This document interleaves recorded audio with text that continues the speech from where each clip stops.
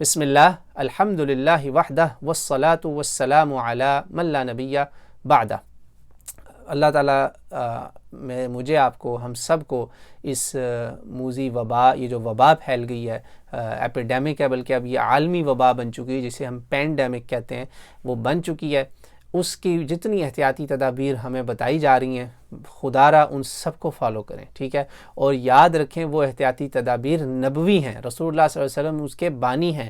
اب مجھے ایک سائنسدان نے کہا، یہ میں نے اپنی تفصیلی ریکارڈنگ میں بتایا کہ وہ ان کو کوٹ کیا میں نے، ہماری یونیورسٹی کے سائنٹسٹ ہیں، الحمدللہ ہزاروں ان سے لوگ پڑھ چکے ہیں، ہزاروں کی تعداد میں، وہ کہتے ہیں آپ کے نبی جو ہیں وہ بانی ہیں ایپیڈیمیالوجی کے۔ جی ہاں، یہ سائنس جو ہے نا کہ وباؤں کو کیسے کنٹرول کرنا ہے، کنٹینمنٹ کیسے کرنی، کوارنٹائن کیسے کرنا ہے، رسول اللہ صلی اللہ علیہ وسلم اس کے بانی ہے، سبحان اللہ۔ اب اس کی تدابیر تو یہ ساری بہت اچھی ہیں، ٹھیک ہے جی، جسے ہم عربی میں کہتے ہیں الوقایہ خیر من علاج، پرہیز علاج سے بہتر ہے، اردو میں بھی محاورہ ہے۔ یہ ساری باتیں صحیح ہیں، مگر کیا ان سب باتوں کے باوجود، ان سب احتیاطوں کے باوجود، کیا میں اور آپ کورونا وائرس سے بچ سکتے ہیں؟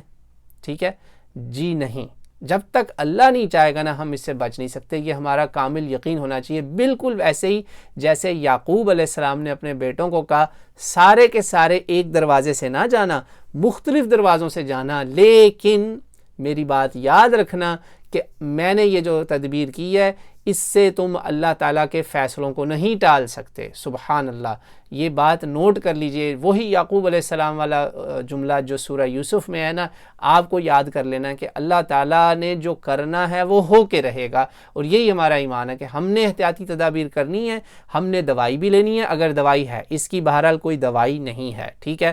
اب آپ اور میں مجبور ہیں کہ اس کی ہمیں روحانی دوائی ہی لینی پڑے گی۔ جی ہاں، احتیاطی تدابیر کے ساتھ پریونشن کے لیے بھی، علاج کے لیے بھی روحانی دوائی۔ پریونشن، بچنے کے لیے روحانی دوائی کیا ہے؟ بہت آسان، قرآنی بتاؤں گا، مسنون انشاءاللہ پھر کبھی دوسری سیریز میں۔ قرآنی دوائی بہت آسان ہے، اللہ کے نبی نے کہا کہ اللہ تعالیٰ نے انسانوں کی حفاظت کے لیے اس سے بڑی کوئی چیز کبھی اتاری نہیں ہے، اس سے اعلیٰ۔ یہ صحیح مسلم کی حدیث کا مفہوم ہے، اور اس میں رسول اللہ صلی اللہ علیہ وسلم نے آخر میں لفظ استعمال کیا قط ما نزل اللہ شیء، اس سے زیادہ اعلیٰ کوئی چیز اتری ہی نہیں ہے بنی نوع انسان کی حفاظت کے لیے، ہماری مومنین مسلمین کی حفاظت کے لیے۔ وہ کیا ہے؟ وہ جی معوذتین ہیں، سورہ فلق اور سورہ ناس۔